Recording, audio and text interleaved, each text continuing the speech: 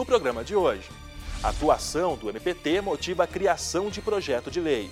Nós recebemos denúncias do sindicato com relação às más condições de trabalho dos rodoviários, motoristas e cobradores, principalmente devido à localização do motor nos ônibus. Os ônibus do Distrito Federal têm motor dianteiro, que fica ao lado do motorista. O documentário mostra histórias de quem perdeu a vida no trabalho. O documentário conta a história de 4 trabalhadores que morreram em serviço. Os personagens atuavam em frigoríficos, na indústria do amianto, na lavoura da cana-de-açúcar e na construção civil. Tudo isso e muito mais agora no Trabalho Legal. Olá, está no ar o Trabalho Legal, o programa do Ministério Público do Trabalho em parceria com a Associação Nacional dos Procuradores do Trabalho. Há cerca de 2 meses, mostramos as dificuldades enfrentadas por motoristas de ônibus no Distrito Federal que, durante a jornada de trabalho, enfrentam situações que colocam em risco a saúde dos profissionais, como o excesso de ruídos. A atuação do MPT, neste caso, resultou na condenação do governo do Distrito Federal ao pagamento de indenização no valor de R$1 milhão e motivou a criação de um projeto de lei. Rodoviária do Plano Piloto, centro de Brasília. Cerca de 1 milhão de pessoas passam por aqui diariamente. E nesse vai e vem, um barulho tem incomodado. Esses ônibus fazem bastante barulho. Terrível. Você falar em barata, desconforto total. E se quem está apenas de passagem reclama, imagina quem trabalha o dia inteiro bem ao lado do motor de um ônibus. De 3 anos para frente, o carro vai ficando com mais barulho. Faz um pouco de barulho e esquenta também. Isso, incomoda. E o barulho chegou ao Ministério Público do Trabalho. Nós recebemos denúncias do sindicato com relação às más condições de trabalho dos rodoviários, motoristas e cobradores, principalmente devido à localização do motor nos ônibus. Os ônibus do Distrito Federal têm motor dianteiro, que fica ao lado do motorista. Esse motor ele emite ruído, calor e vibração. Esses 3 fatores juntos prejudicam a saúde por completo dos trabalhadores, em especial a saúde auditiva. Analisando os dados oficiais da Previdência, nós constatamos que no Distrito Federal, cerca de 48% dos trabalhadores rodoviários, motoristas e cobradores apresentavam PAIR, perda auditiva induzida por ruído. Após a atuação do MPT e de o governo do Distrito Federal ter sido condenado a pagar uma indenização de R$1 milhão por omissão na fiscalização das condições de trabalho dos rodoviários da aviação pioneira, tramita na Câmara Legislativa do Distrito Federal um projeto de lei que prevê motor traseiro longe do motorista e cobrador em toda a frota de ônibus que circula no DF.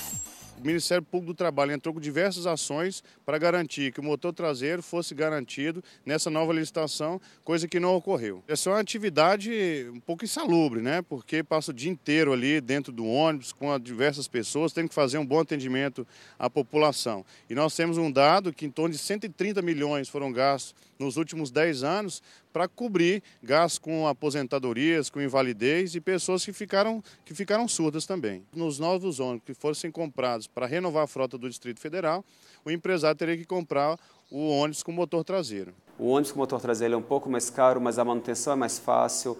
É produzido no mercado nacional. O projeto de lei passou pela Comissão de Constituição e Justiça e Comissão de Orçamento e Finanças. O próximo passo é ser votado em plenário pelos deputados distritais. Se aprovada, a proposta passa a valer para novas frotas de ônibus. Muito melhor.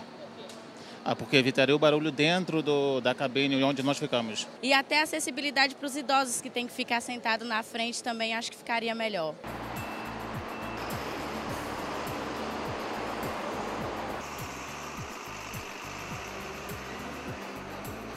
A previsão é que esse projeto seja votado pelos deputados distritais ainda este ano. O 27º Encontro Nacional dos Procuradores do Trabalho reuniu mais de 500 pessoas durante 4 dias em Trancoso, na Bahia. Durante o evento, que recebeu membros do MPT de todo o país, foram anunciados os vencedores do Prêmio Evaristo de Moraes Filho na categoria Melhor Trabalho Doutrinário.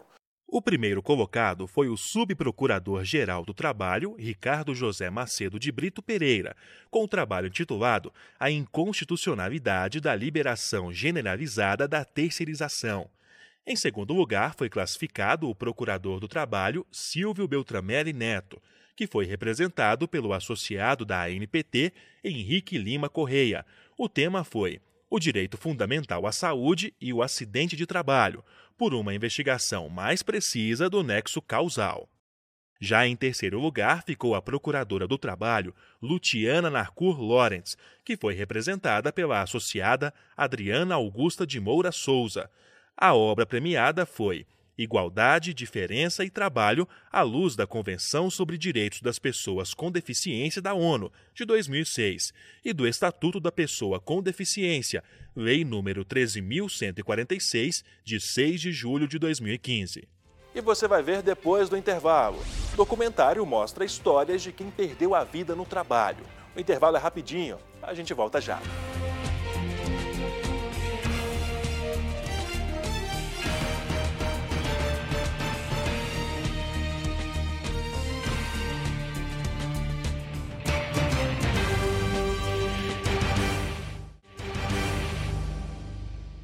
O Brasil ocupa a 4ª posição no ranking dos países com o maior número de mortes de trabalhadores por ano, média de uma vítima a cada 4 horas.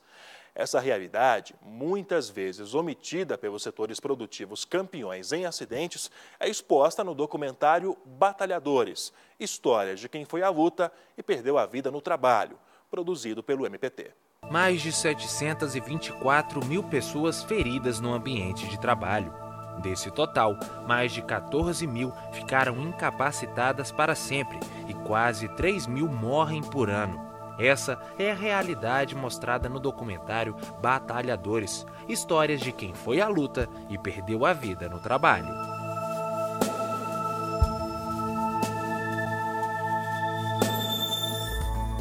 A produção conta depoimentos emocionados de quem perdeu alguém e teve os sonhos encerrados por causa de um acidente fatal. Faltava pouco para se aposentar, então a gente tinha aquele sonho de viajar, de passear, né? Porque eu também já ia estar aposentada, né?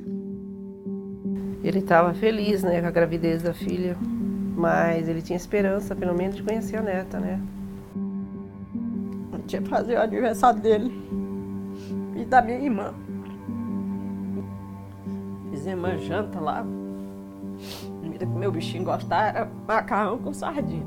Comida dele, nossa. Eu vim da Bahia, né? E ele de Minas. Nós trabalhando junto. A gente se conheceu na roça, convivemos 32 anos, né? Aí fomos trabalhando junto, vivendo junto, né? Até o dia que ele partiu, né? O documentário conta a história de 4 trabalhadores que morreram em serviço. Os personagens atuavam em frigoríficos, na indústria do amianto, na lavoura da cana-de-açúcar e na construção civil. Todos perderam a vida por causa do descaso e da falta de segurança no ambiente de trabalho.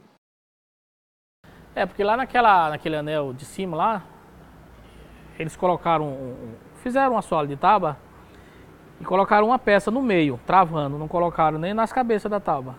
Só que quando ele pisou na ponta da tábua, ela não estava travada, ela suspendeu um lado. Aí desceu o compensado. Porque não tinha um ponto, um lugarzinho nele que não quebrou. A gente que trabalha fiscalizando, investigando acidentes de trabalho, você vê que muitos poderiam ter sido evitados se tivesse havido uma antecipação dos riscos. O sonho dele era dar uma casa boa para a mãe dele. Ele veio aqui atrás dos sonhos. O Brasil ocupa a 4ª posição no ranking de países com mais mortes de trabalhadores por ano, com cerca de uma morte a cada 4 horas. Os batalhadores, ele tem uma característica muito própria, né?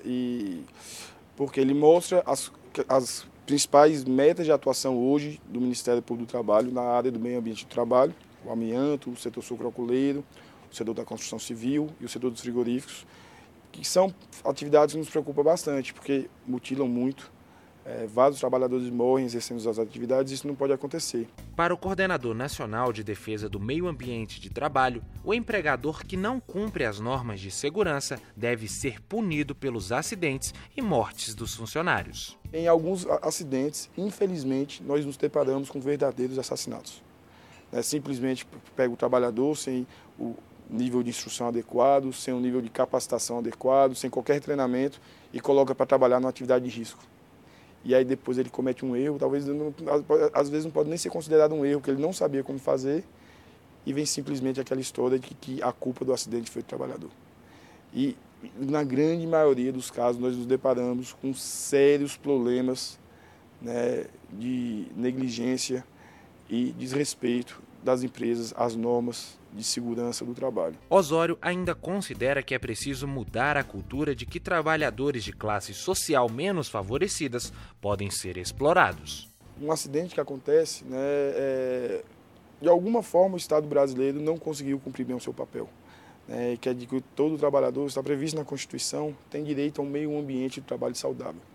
O trabalho é o local para a pessoa ganhar a vida, não é o local para a pessoa perder a vida. O que, infelizmente, nós observamos é que ainda existe no nosso país, por algumas pessoas, por alguns segmentos, uma diferenciação do valor da vida das pessoas. Normalmente, os trabalhadores que são vítimas de acidente de trabalho grave são trabalhadores de uma condição social menos favorável. Então, as pessoas tendem, infelizmente, a enxergar isso algo como normal e nós não podemos enxergar isso como algo normal. Para o procurador do trabalho, uma única vida perdida no ambiente de trabalho é inaceitável. Ele ainda afirma que a luta da coordenadoria não é para diminuir o número de mortes, e sim acabar com elas. E uma característica que eu acho muito importante do filme é porque o número de acidentes de trabalho no Brasil é muito alto. Mas o filme mostra que se fosse um único acidente do trabalho, esse número já seria alto. Porque ele mostra a história de vida dos trabalhadores, ele mostra a família dos trabalhadores, ele mostra como que os trabalhadores é da convivência familiar, ele mostra o prejuízo social causado para as famílias dos trabalhadores falecidos. Então ele serve de alerta para mostrar que o número é muito alto, é excessivo. Podemos dizer que 100% dos acidentes poderiam ser evitados caso tivesse a efetiva proteção e respeito às normas regulamentadoras do Ministério do Trabalho e Emprego. Garantir a segurança dos trabalhadores exige gastos e muitas vezes as empresas alegam que não podem arcar com os custos, economia que acaba gerando ainda mais prejuízos. A Constituição determina que todo ambiente de trabalho tem que ser seguro, Até porque o custo de uma mutilação é um custo muito alto que não é suportado apenas pela empresa. É suportar o custo financeiro, que é suportado principalmente pela sociedade. A gente escuta muitas discussões falando que a Previdência está quebrada e as pessoas falam muito que tem que aumentar a idade de aposentadoria, mas as pessoas esquecem que ali na Previdência estão recebendo benefício acidentário hoje milhares de trabalhadores, milhões de trabalhadores que não eram para estar recebendo, porque eram para estar sãos. Eram para estar trabalhando, era para estar produzindo. As histórias de José Afonso de Oliveira Rodrigues, Antônio Moreira, Jorge Miguel de Moraes e Aldo Vicentim comoveram Leonardo Osório. Ele espera que o filme possa ser visto por muitas pessoas e conscientize a população sobre a importância da segurança do trabalhador brasileiro. O objetivo da coordenadoria está levando esse filme para outros locais, para os sindicatos, para as escolas, para as universidades, fomentar que os colegas também façam isso, para levar a discussão para outros centros, para que o filme não fique restrito no âmbito do Ministério Público do Trabalho e de órgãos parceiros, mas que seja um filme que possa ser visto por toda a sociedade. Mas eu tenho certeza que se eu assistir o filme 10 vezes, provavelmente eu vou me emocionar as 10 vezes, as 11 e as vezes que eu assisti o filme.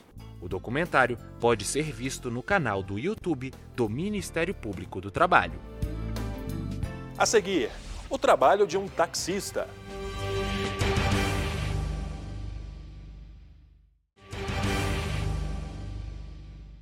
A rua é o local de trabalho do profissional que você vai conhecer agora no quadro Meu Trabalho. O repórter Rodrigo Nunes foi o passageiro de Fabiano Vieira, taxista há 10 anos. Que tal trabalhar andando de carro por aí, vendo todo dia paisagens novas, pessoas novas? Essa é basicamente a rotina de um taxista. Mas será que é fácil e simples assim a vida desse profissional? Para responder essa pergunta, viemos ao encontro do Fabiano. Tudo bom, Fabiano? Tudo bom, Rodrigo. A gente pode dar uma volta no seu táxi para conversar um pouco mais sobre essa profissão? Com certeza. Vamos conhecer a minha profissão? Vamos lá. Ok.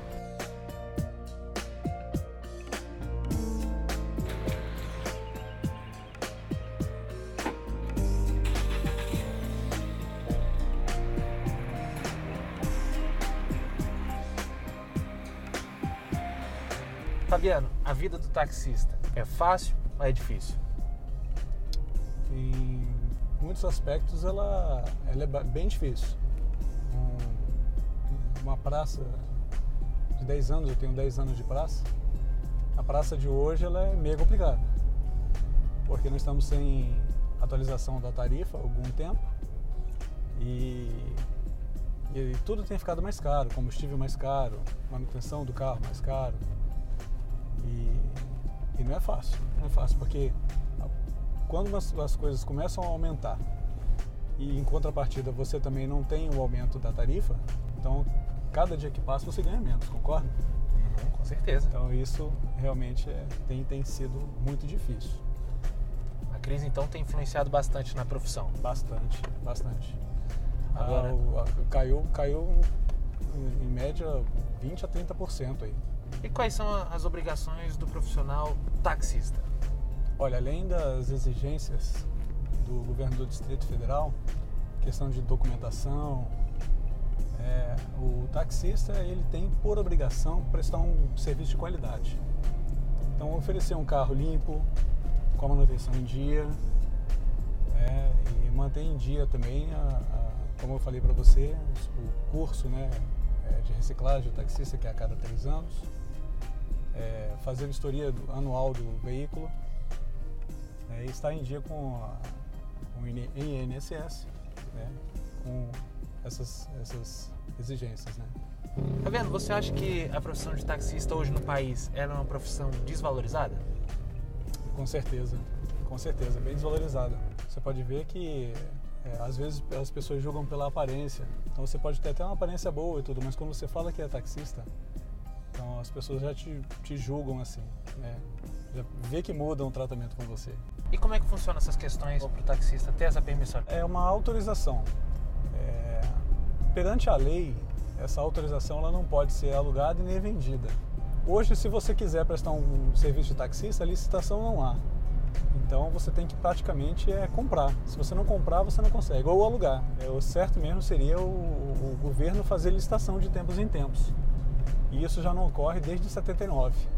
Entendeu? Só houve uma licitação em 79 e não houve mais licitação. De lá para cá, as permissões elas vieram sendo transferidas. Fabiano, o que é necessário para uma pessoa se tornar taxista hoje aqui no país? Carteira Nacional de Habilitação. Antigamente eles exigiam categoria D. Hoje já não precisa mais ser a D, não. Pode ser com a B. Você tem que ter um curso de formação. Esse curso ele é pelo SEST Senat, a Escola do Transporte. Você precisa ter um atestado de saúde. Na sua CNH você tem que ter a observação exerce atividade remunerada para você poder trabalhar de taxista. Tem que estar em dia com o INSS, tem que apresentar certidão criminal e nada consta federal e nada consta da Fazenda. Fabiano, o carro tem que estar sempre atualizado, né? Que é o principal instrumento de trabalho de vocês. Ah, sim. O carro tem que ser novo, limpo, porque o passageiro ele está pagando pelo serviço. Então você tem que manter o carro sempre em boas condições de manutenção, de higiene, ser cortês, educado. E eu acho que o importante é o taxista estar sempre atualizado. E como é que é o mercado de trabalho aqui no país para um taxista? O mercado de trabalho no país ele não tá fácil. A concorrência ela tá bem grande aí. Mas a profissão em si eu não posso reclamar não. Como eu falei para você, Rodrigo, eu tenho 10 anos de taxista e eu consegui muitas coisas aqui da praça. E o que eu gosto basicamente na praça hoje é que você tem uma flexibilidade de horário, você tem a oportunidade de fazer o seu horário. Então isso é bacana, então você conquista também bons clientes, mas a questão da concorrência ela tem sido às vezes desleal, né? Com algumas tecnologias, entre aspas, chegando aí, são os aplicativos, né, que tem, muitos passageiros têm migrado para essa nova tecnologia. Apesar de o táxi também ter essa tecnologia para oferecer, nós também temos aplicativos também. Esse serviço que você está falando é o Uber.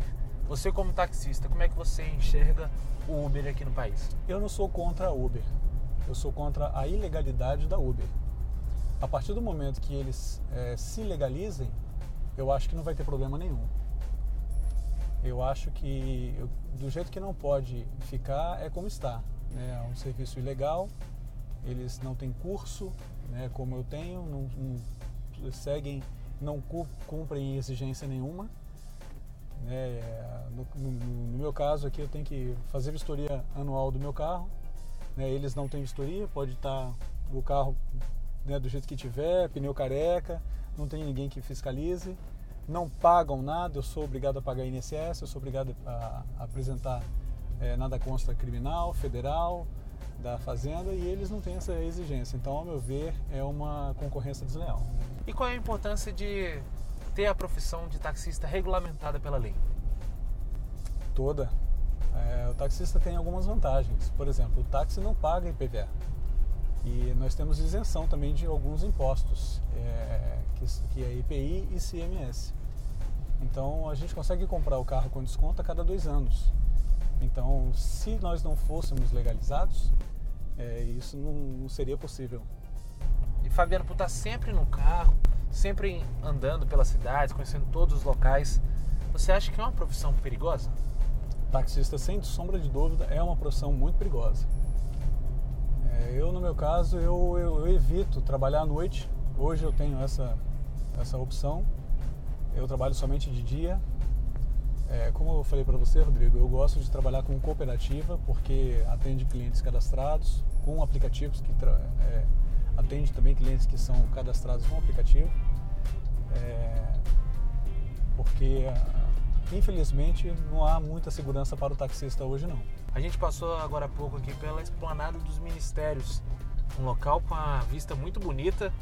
Como é que é para você estar sempre passando por esses locais, com paisagens diferentes e conhecendo pessoas diferentes o tempo inteiro? Como é que você se sente quanto a isso?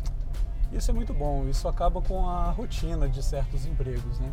Isso é uma das coisas que me fizeram escolher a opção de taxista.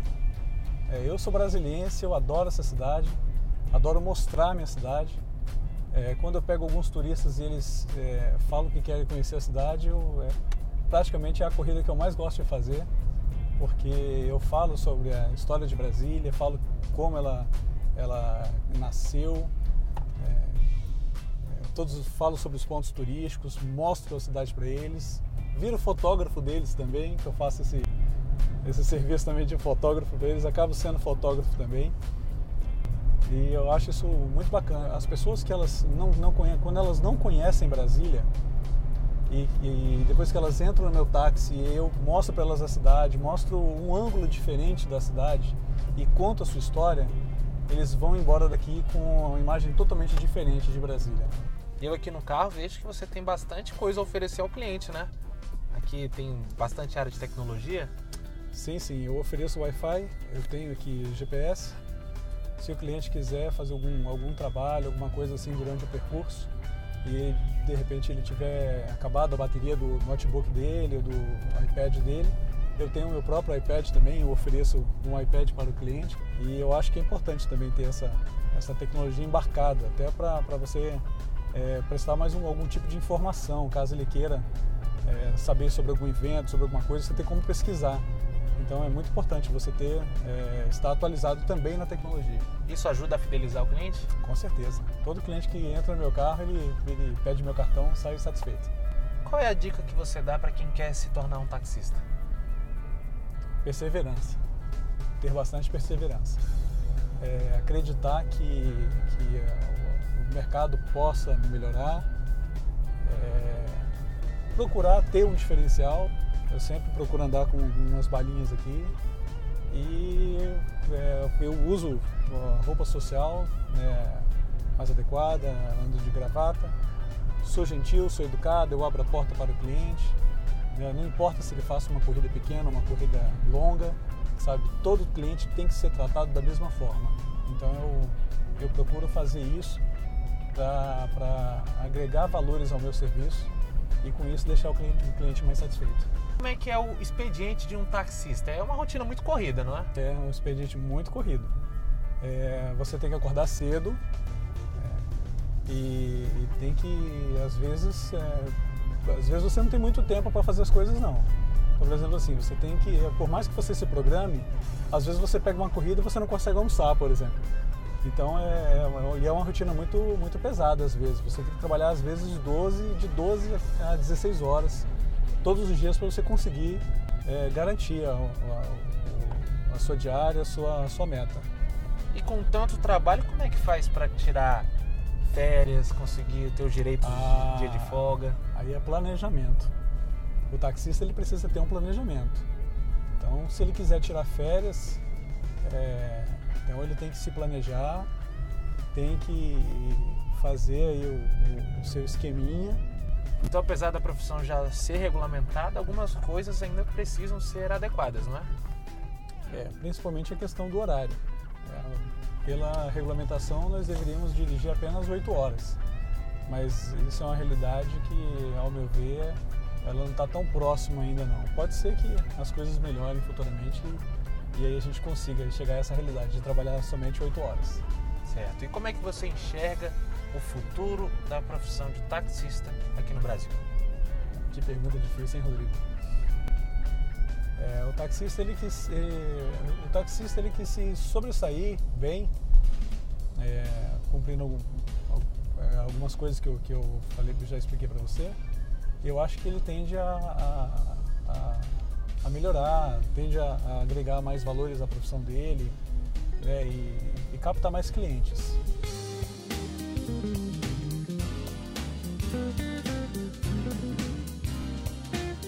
Fabiano, chegamos aqui ao destino. Muito obrigado, Rodrigo. Essa é a vida do taxista, né? Essa correria. O que você achou da profissão de taxista? Bacana. E você de casa, gostou também da profissão de taxista? O quadro Meu Trabalho fica por aqui e voltamos ao estúdio com você, Rafael. Obrigado, Rodrigo, e parabéns ao Fabiano pelo trabalho. E quer participar do nosso programa? Então envie um e-mail com a sua sugestão de reportagem para trabalholegal.pautas@gmail.com. Mais informações sobre o Ministério Público do Trabalho estão disponíveis em www.mpt.mp.br e também no Facebook ou canal no YouTube. Esta edição fica por aqui. Até a próxima semana.